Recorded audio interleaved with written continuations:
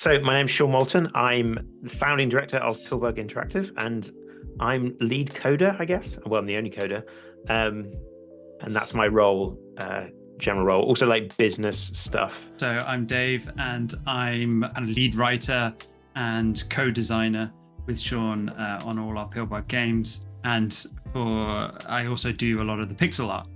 That's my areas for Pillbug. And today we are looking at Captain Contraption and the Chocolate Factory. And can you just kind of give us like the rundown, like the top line on what is this game? Sure. So Captain Contraption's Chocolate Factory is a post-apocalyptic chocolate factory game, but it's a chocolate factory game with physics.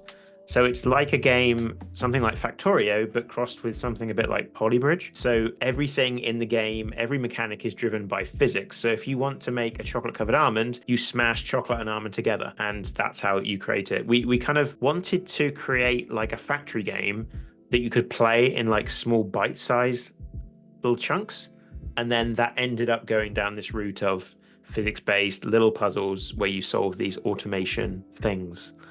And continue on. It's really interesting to see in action too, because like you start with some. It looks like you start with some very small, simple instruments and tools, put them together, and like you have the screen where like you kind of got to get the input over to where it needs to be processed, and then over to where it needs to be turned into like a treat. And how complicated was it to like start to like build the foundation of the physics and the automation for this game to work? It was difficult, in a word. It seemed like, and so it came from. Have you seen the game Opus Magnum? Or Magnum Opus, I always get it the wrong way around. These kind of Zachtronic games that you have like a programming game, and we're like looking at that and thinking, what if that was like, we add that physicsness to it? That would be kind of neat. And then that sounds great. And you start doing it and you realize there are things you can't do in this 2D physics plane that you can do really easily in something like a Factorio or another game. Like something as simple as if you have a bunch of ingredients that need to go across the screen and you've got some other ingredients that want to go like up the screen. Normally, you'd have maybe two conveyor belts that just kind of cross each other, and the game just lets you do that because it does. But in our game, those things will hit each other. So you suddenly realize you have to do everything in these big kind of spirals. All these problems you don't realize are problems until you start kind of getting into it. And then you realize that's really the kind of core of what the game's about, is coming across and trying to find ways of getting around those weird problems from the fact that the nut is there and it exists. And we found, I think like you're saying there, TJ, that it starts simple for the player, and that's of course how we started as designers. We started simple and then started to iterate and develop into kind of extra ingredients that behave differently and all that kind of stuff. So it was about starting simple for us and then just having fun and playing with it, and hopefully that transfers to the players as well. And like talking about that sort of simplicity into complexity, like you take a look, even just like a look at the trailer, you can see how things get so complicated so fast as you add more machines, more gadgets, more automation to the system. And like, how do you go about like determining what simplicity is when guiding the player into this experience versus guiding them into more advanced and difficult setups later on in the game? So the answer is level design. Like that's really the answer, is how do you get someone to go from the first level where all you're doing is taking one nut from up in the top left and getting it to the bottom right. Well, and to this kind of complex system is by picking those levels, designing those levels. And it's not something we'd done in our previous games, which tended to be more sandboxy. So we didn't have that.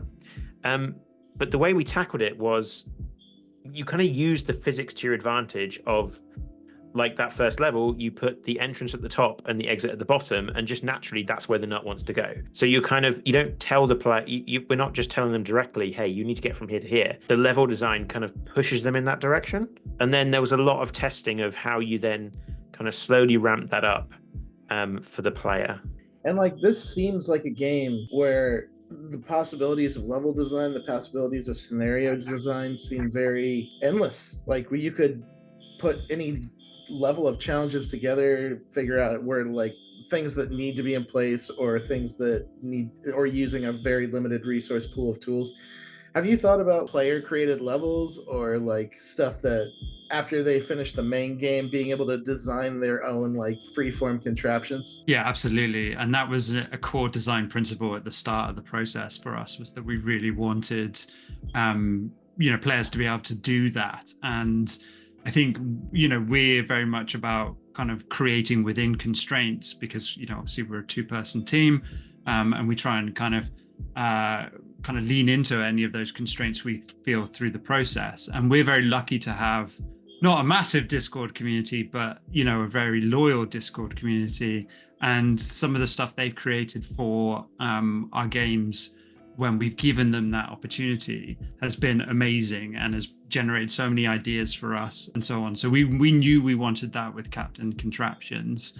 And we'll be launching with workshop support, keen to see what everybody comes up with the tools that we give them, because it is that kind of, we do design the levels carefully for the game in itself, but we are so looking forward to seeing what other people design with the simple tool set that starts each level, basically. Yeah, what's quite interesting. So we decided very early on that the level editor that we are using to make the levels, we're just going to ship that.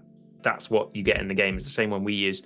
And normally Valve don't let you have workshop support in demos, but somehow, because the demo has got the level editor in it, someone's figured out a way of uploading levels to the Steam Workshop with the demo, which I don't understand. That isn't a thing that should work, but someone seems to have found a way around it, because there are levels on the demo workshop which shouldn't exist, but they're already there's like interesting stuff on there, which is really exciting. That's awesome. And where can folks find out more about Captain Contraption's Chocolate Factory? So you can go to our website, pillbug.zone, which is you can find out about all our games.